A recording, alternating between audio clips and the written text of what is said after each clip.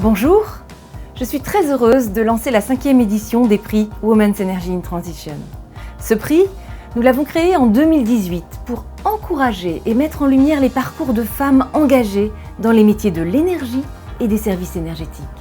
Ces métiers, ce sont aussi naturellement ceux de la transition énergétique et de la lutte contre le réchauffement de la planète.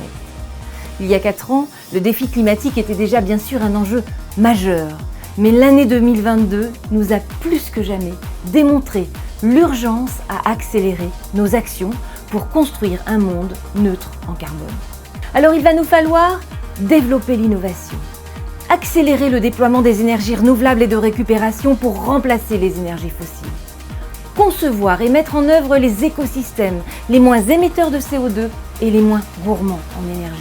Enfin, utiliser la richesse des technologies numériques pour optimiser l'efficacité et la sobriété énergétique. Pour tout cela, nous avons besoin de compétences dans des domaines techniques et scientifiques. Des compétences qui doivent aussi se conjuguer au féminin.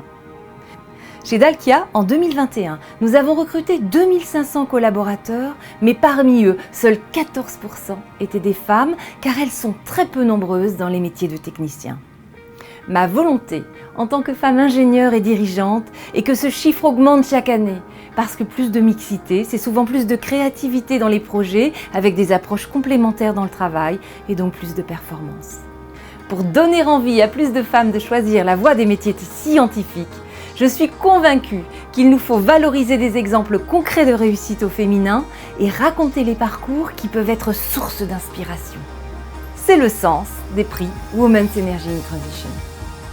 L'an dernier, ce sont près de 100 candidatures qui ont été déposées. 12 femmes ont été récompensées à l'occasion d'une cérémonie de remise des prix organisée lors de la Journée internationale des droits de la femme, le 8 mars à Paris. Et si cette année c'était vous? J'espère que vous serez nombreuses à participer. Je compte sur vous.